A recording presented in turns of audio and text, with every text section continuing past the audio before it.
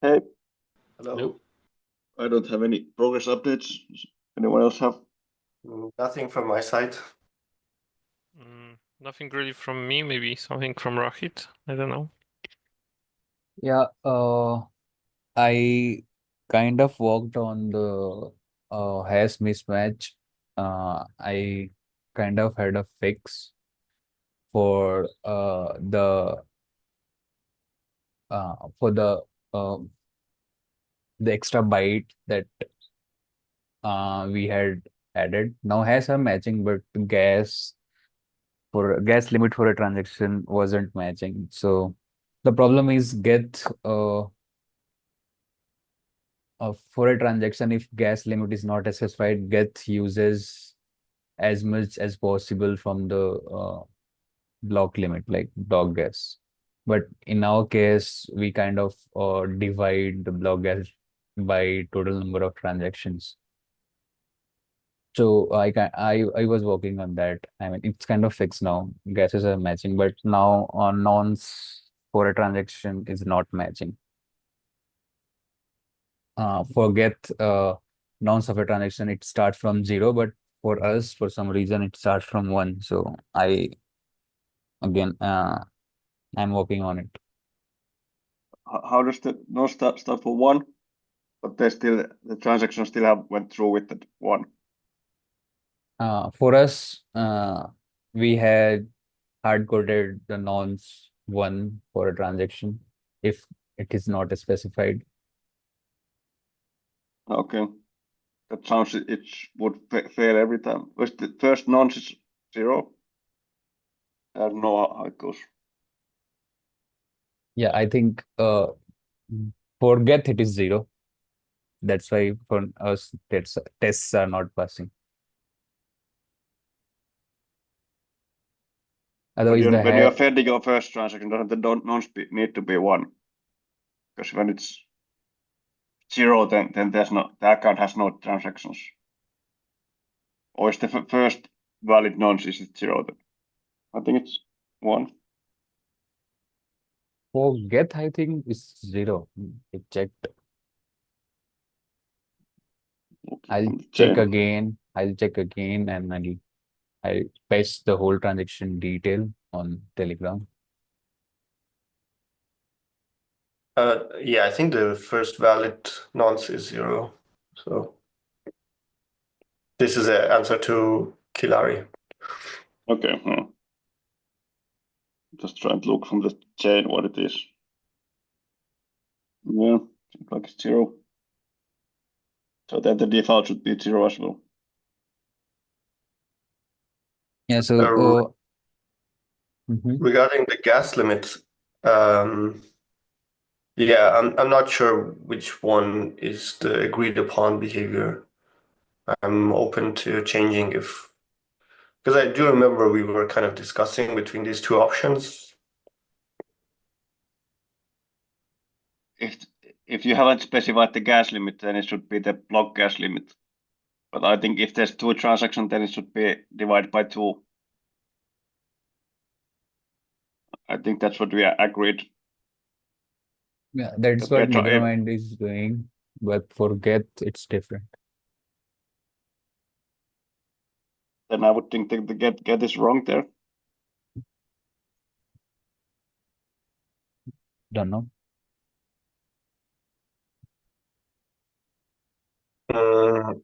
Yeah, and we wanted to do this because then we can compute this in advance. Whereas, oh, sorry for the noise.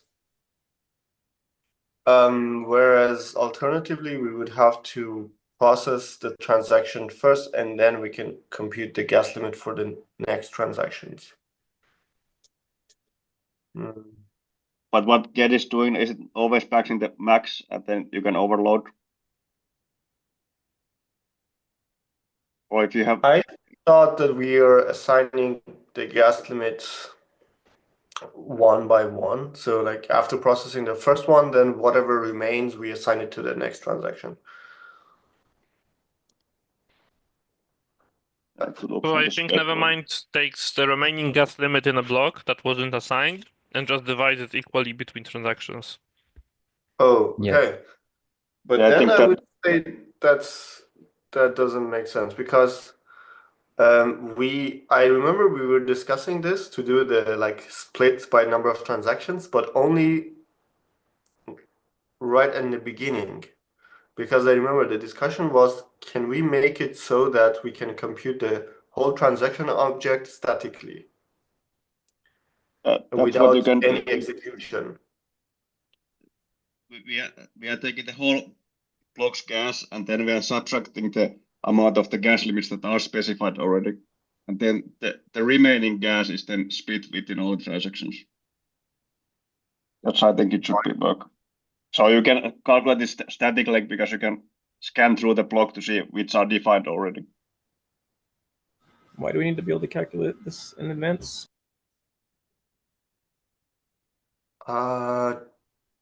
That's a good question. I remember that I remember that this was the context when we changed the kind of the formula. I think it was because then we can kind of compute the transaction hash already, and this will result in some simplifications. But anyway, I think that, I mean, if we don't want to have that feature to like be able to pre-compute, then why not just assign the rest of the block gas and why divide it? So what is Kev currently doing? Because I didn't get that. So for the first transaction, the whole gas limit is assigned. For the second one, it's block gas limit minus the gas usage of the first transaction. So it isn't. So it is dynamic, actually. Okay. It is dynamic, yes. Mhm. I'm just saying that I remember that when we decided to change the formula, we did it with the idea to make it static. Okay, but we didn't. But Kev didn't make it static, so I'm confused. Yeah. I mean, get is still dynamic. It's still on the old formula. So this is, this is why I suggested that I can change this. Mhm. But then I also don't see the point of doing this divide if it's still dynamic. Yeah, if it's dynamic, yeah, one or the other, right? Yeah, exactly.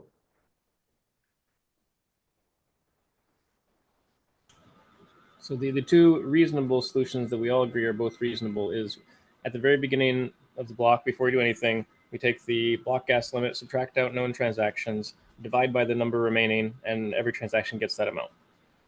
The other option is to iterate over each of the transactions, processing them in order, and then the next transaction always gets whatever's left in the block, and then next one gets whatever's left, etc. Right? Mhm. So we agree those two are reasonable, and it sounds like right now Nethermind, Geth is doing one, the spec says another one, and Nethermind's doing neither. No, Nevermind is doing what is in the spec, I think. Yes. What's in Okay. the spec we are doing. Oh, so it is static. Yes. So the dynamic see. one is a bit more flexible, right? Because Yep. yeah, you can crump more. The static one is static. It's simpler in a way. Being static, though, not that much, to be honest. So we need agree on the static one or change the spec, and never mind.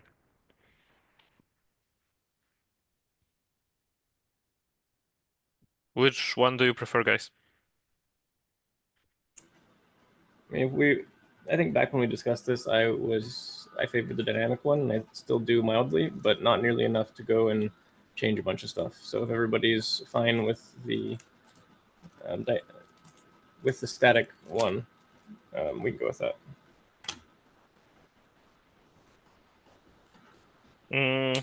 So, okay, let's circle back to one question. Is there any advantages of being able to calculate statically things? I assume the clients may want to be able to fill out the transaction details of every transaction before processing them. There might be just some code simplicity wise. I can see that. I think that was the point. Okay. Yeah, for us as well. If we go for the dynamic event, then we need to do a lot of changes, like processing step. Do we? Yeah. I don't think we need to do a lot of changes. A No bit. transaction. This is something that doesn't happen on the mainnet in a way because you always know that those in advance. So then I would think that this is kind of special case that you dynamically need to adjust those. I would imagine it's harder for the clients in general. I don't think it's that hard. It's implementable. Yeah, so the thing is that we still need to compute the nonce. Can't do that up front. Nonce can be computed up front. Well, I'm not sure with the 7702. No, I don't know what happens with nonce with 7702. Oh yeah, that's a whole other can of worms. But like even in a normal case, Normal case we can. You need to get a list of all the accounts that are touched in the transactions and then get their nonce before executing anything. Then you can set all the nonces and then start executing. Because does contract deployment change nonce? Yes. Especially? Yeah. Yeah, but like the transaction that does the contract deployment doesn't add an extra nonce, right? You still increment by 1. Yeah. Yeah, but the nonce of the contract itself also increased by 1. Oh, and then you might have a transaction later on that like is if it from a contract that was generated. Maybe. Even not even that. So you may have transaction A that generates a contract, and then transaction B, which comes after it, executes from that contract. But that address didn't exist in state prior to the creation transaction, which is in the simulation stack. And so in that case, I guess you could reasonably guess that there is a nonce of 1 because any contract that gets created gets a nonce of 1. Maybe. So if you see an address you've never, I don't know, because you see an address you've never seen before, you don't know if it's an EOA with nonce 0 or if it's a contract that will be created with nonce 1. Yeah, so you do need to execute in order to get the nonce, you're right. Yeah, I think that it executes. Because like take the following example, we can still self-destruct within the same transaction. Like if there's a create and then a self-destruct. This would effectively increment the nonce by 1. And then if you simulate a call from this address, which is on mainnet unlikely because when do you have the private key to a contract that you created? But then because this is simulation, it's certainly possible. Yeah, I think I would be okay with that scenario just being an error on mainnet. But even if we were to decide that, you still have the other situation where you don't know whether a given address is an EOA that's never been touched or a contract that will be created earlier in the stack. And you can't know that until after everything in the stack before you has been executed. Okay, so I would go with dynamic with both. I think we might have static nonce, I'm not sure at the moment, so it might be wrong in this scenario. I mean, I certainly would not have thought of this until we brought this conversation up. This is very edge casey. Yeah, I think this is very like edge casey stuff. Intercept also doesn't handle this kind of case. I didn't even know that when you were sending creating a contract that it increments the contract's nonce. I never heard of that. So what? Changing the spec to dynamic gas? If we have dynamic nonce, let's have dynamic gas. Do we have dynamic nonce? Oh, we should have dynamic nonce. Sounds like no one does, but we should. Well, Gev does, I think, right? What do we do? Dynamic. Oh yeah, we Dynamic have nonce. both of them dynamic. Okay, so yeah, I'm leaning towards dynamic then. If we're gonna have to do dynamic nonce anyways, it means all the infrastructure for having some parts of the transaction not filled in prior to execution. We have to have the infrastructure for that, and so you might as well use that for the gas as well, which gives a better user experience, I think. And we are talking only about non-validating mode, right? Or validating mode too. I think validating allows you to leave things out, right? Okay, so both. Okay, both No, is I think not present. I thought in validating you had to set gas limit and you have to set nonce. So Oh, do you? Oh, you don't need to Okay. calculate those. Okay. As in the validation mode, Oh, it should really? be a correct transaction except without the signature doesn't need to be valid. I don't think Geth is checking that those fields are present in validation mode. It's almost like we should have agreed on the validation mode spec at some point. I thought we did. No, we kept punting and punting and punting, and finally we said, you know what, let's just get V1 out there without it. Maybe in V2 we'll specify it clearly. We never agreed on like what all the errors are and all that stuff. Well, we never got to the error part, but other than that. Maybe let's start with required fields. Yeah, Sure. yeah. Let's get the hashes That's the matched. basics. That's the basics of validation mode.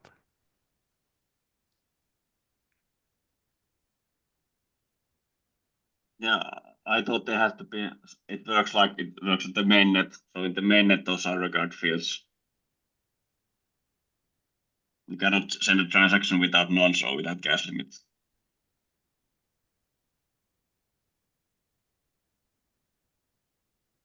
Is it written somewhere? Let's see.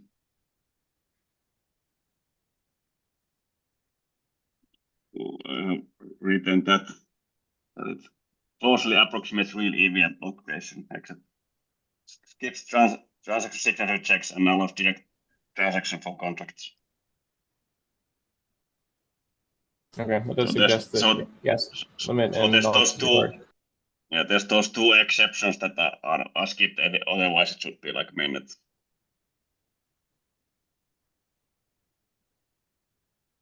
So I think part of the problem is if you do.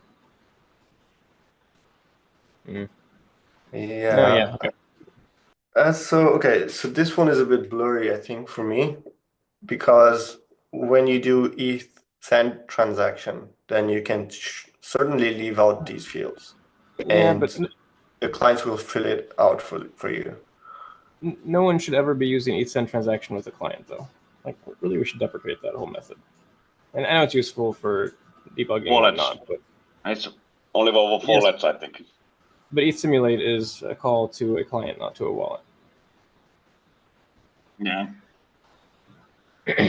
And you should not have your private keys in your client.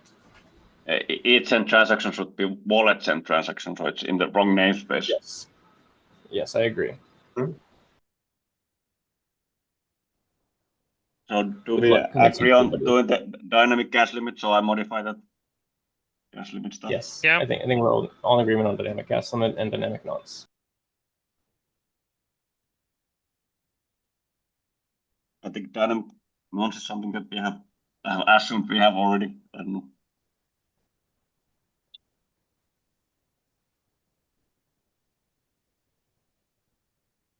What was that?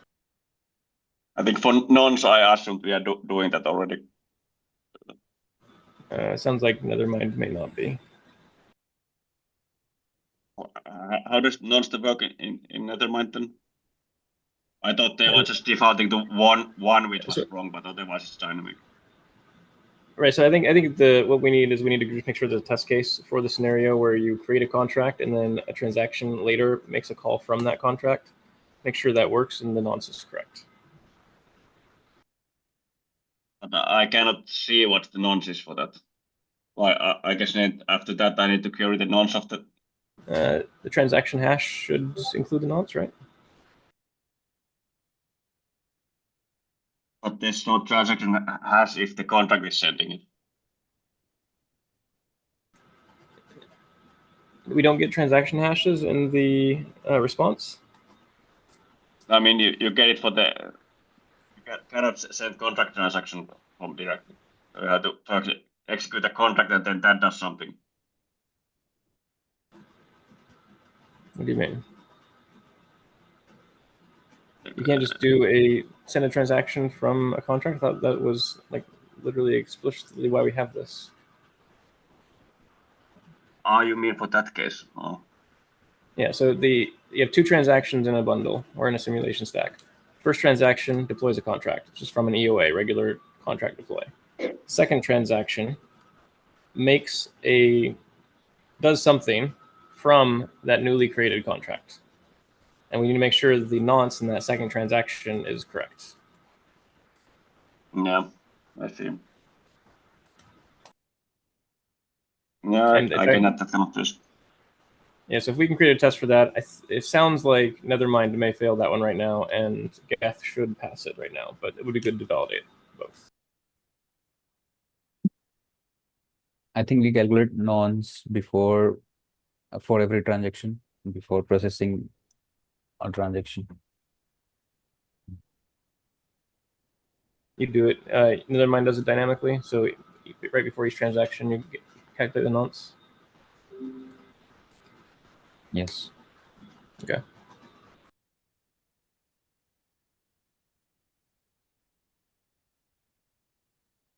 You don't think we can freeze the spec sometime? We already did, right? Like 3 months ago. Yeah, but now we are modifying it again.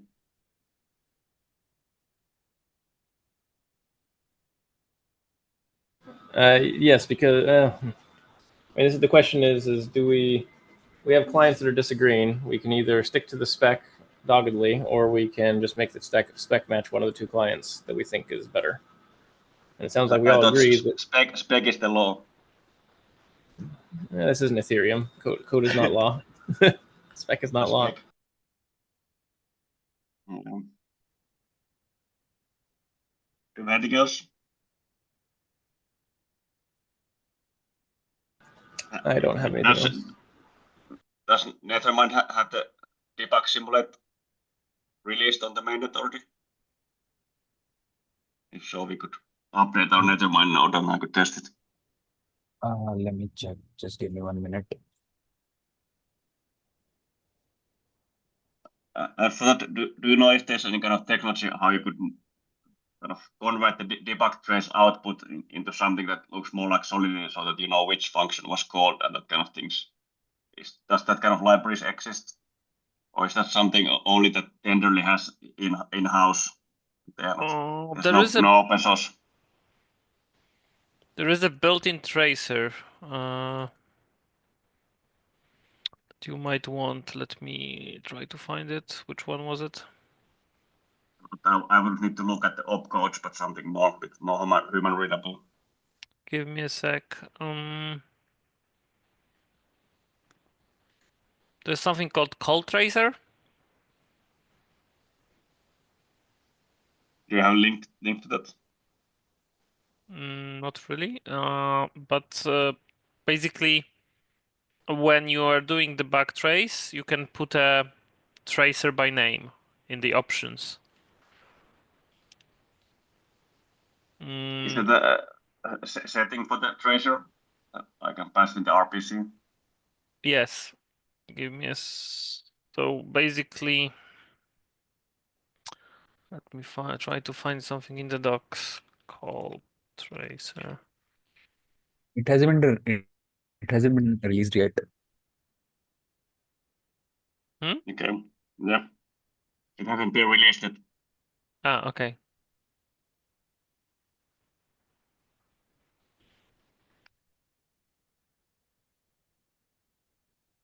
So if you go to here, there's even this. So you can pass an options, right? This is the backtrace call, but it's same options would be the last parameter, and you just do something like that. Wait, there's the 4-byte tracer as well. Yeah, there's also 4-byte tracer. Oh,